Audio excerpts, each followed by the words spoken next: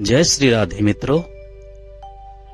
आप भी अगर प्रेम विवाह करना चाहते हैं, आप भी अगर किसी खास मित्र से प्यार करते हैं, प्रेम करते हैं और आपके आपसी प्यार प्रेम के बीच में घर वाले बार बार कहने के बावजूद भी मना कर रहे हैं, तो उस स्थिति में क्या किया जाए कि जिससे घर वाले मान जाएं और आपका जो प्यार है, आपका जो प्रेम है, आपका जो दोस्त है वो आप तक समर्पण कर दे या मिल जाए आपको।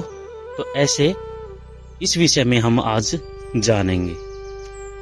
भारत जैसे देश में लव मैरिज आज भी एक बहस का मुद्दा माना जाता है।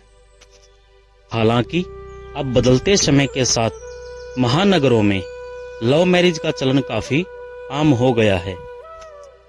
जो लोग छोटे शहरों या गांवों की पृष्ठभूमि से आते हैं, उनके लिए लव मैरिज करना आज भी एक चुनौती भरा काम है, जिसमें सबसे मुश्किल काम कपल्स को अपने माता पिता को मनाना होता है। अक्सर किसी नए शादीशुदा जोड़े के सामने यह सवाल जरूर पूछा जाता है कि आपकी शादी अरेंज है या लव। इसके साथ ही भारत जैसे परंपरा वाले देश में शादी एक दो लोगों का मिलना मात्र नहीं है, बल्कि इससे दो परिवारों का मिलन माना जाता है।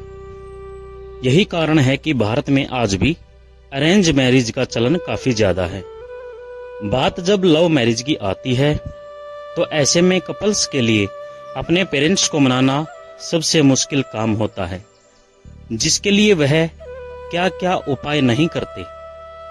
इस दौरान कपल्स के मन में यह डर हमेशा बना रहता है कि उनकी शादी के लिए घर वाले तैयार होंगे या नहीं। यदि आप भी अपने पेरेंट्स को लव मैरिज के लिए राजी करना चाहते हैं, तो आज हम आपको ऐसे शानदार 5 टिप्स देने जा रहे हैं, जिनको फॉलो करके आप अपने पेरेंट्स लव मैरिज के लिए आसानी से मनवा सकते हैं। तो आइए शुरू करते हैं।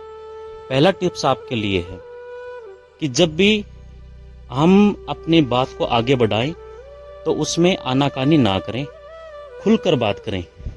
हम सभी अपने पेरेंट्स से खूब प्यार करते हैं और हमारे पेरेंट्स भी हमें भरपूर प्यार करते हैं। जन्मदाता हैं, उनका फर्ज होता है कि बेटा बेटी को हमेशा खुश रखना। लेकिन कुछ घरों में यह देखने को मिलता है कि पेरेंट्स और बच्चों के बीच काफी कम्युनिकेशन गैप आ जाता है। ये बातचीत का गैप कब आपके रिश्ते के बीच आ जाएगा, आपको इस बात की भनक तक नहीं लग पाएगी, क्योंकि किसी भी रिश्ते को चलाने के लिए सार्थक बातचीत होना जरूरी है।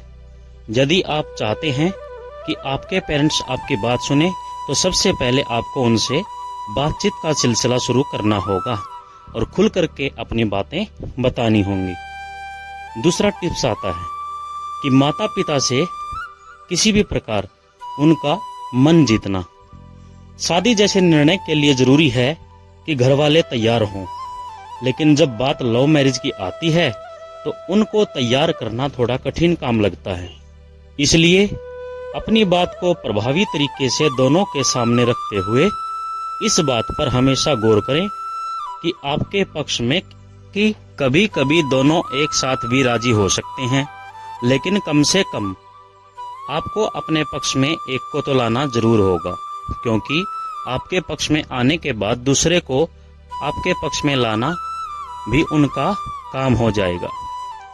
तीसरे टिप्स की बात करें, तो अगर माता पिता भी किसी की सहमति नहीं हो पा रही है, तो हम किसी करीबी रिश्तेदार का सहारा ले सकते हैं। हमारी रिश्तेदारी में कुछ ऐसे लोग भी होते हैं जिनकी आपके पेरेंट्स काफी इज्जत करते हैं। वही उनमें से कुछ लोग लव मैरिज के खिलाफ भी नहीं होते हैं। यदि आपके संपर्क में कोई ऐसा रिश्तेदार है जो आपकी मदद कर सकता है, आपका चुनाव ठीक हुआ और किस्मत आपके साथ है, तो आपका ये काम भी बन जाएगा। 5वां टिप्स आपके लिए है कि पसंद और नापसंद का करें जिक्र। परिवार में माता पिता बच्चे के सामने शादी जैसे मुद्दों पर खुलकर चर्चा नहीं कर पाते। आप इस परंपरा को तोड़ते हुए यह जानने की कोशिश करें कि वह कैसी बहू और दामाद चाहते हैं। इस बातचीत में आप भी उनसे शेयर करें आपको किस तरह का इंसान पसंद है। हालांकि इस बातचीत में यह सबसे जरूरी है कि आपके शब्दों का चयन बड़ा समझदारी से किया हुआ हो। 5वीं टिप्स आपसे बताते हैं, पार्टनर से जरूर मिलवाएं।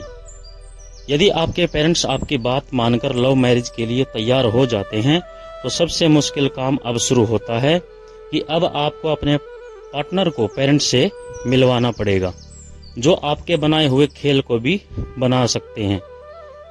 इसलिए मिलवाने से पहले उसे परिवार के बारे में सब तरह अच्छी सी जानकारी उसको समझा दें। उपाय आपके सामने हैं। प्रेमी युगल को यथासंभव प्रयास करना चाहिए कि वे दोनों शुक्रवार और पूर्णिमा के दिन अवश्य मिलें। यदि शुक्रवार के दिन पूर्णिमा हो तो प्रेमियों के लिए वह दिन अत्यंत शुभ माना जाता है। अगला बताएं, प्रेम में सफलता पाने के लिए प्रेमी युगल को शनिवार और अमावस्या के दिन कभी भी नहीं मिलना चाहिए। इन दिनों में मिलने से आपस में किसी बात पे विवाद हो सकता है। ये दोनों ही दिन प्रेमियों के बीच झगड़ा और नफरत पैदा करते हैं। गिफ्ट में कभी भी काले रंग की कोई भी वस्तु एक दूसरे को ना दें, इससे आपस में दूरियां हो सकती हैं। लाल, गुलाबी, पीले और सुनहरे फूलों की रंग की वस्तुओं को उपहार में देना अत्यंत श्रेष्ठ माना जाता है, चाहे यह काला या नीला रंग उसमें ना हो। प्रेमिकाओं में फूल, खास तौर पर गुलाब के फूल का आदान प्रदान सामान्य सी बात है। अगर आप भी अपने प्रेमी प्रेमिका को गुलाब का फूल देते हैं तो प्यार की कामयाबी के लिए फूल देते समय कांटे निकाल दें। फूलों से अपने वैवाहिक जीवन को वह लोग भी खुशहाल बना सकते हैं जिनके बीच आपसी मतभेद बढ़ गया है। ऐसे लोग भी गुलाब की बजाय लिली या ऑर्किड के फूलों का गुलदस्ता उपहार में दें और इनसे अपने शयन कक्ष में सजाएं। विवाह के इच्छुक व्यक्ति को सोते समय अपना पैर उत्तर की ओर और सिर दक्षिण की दिशा में रखना चाहिए।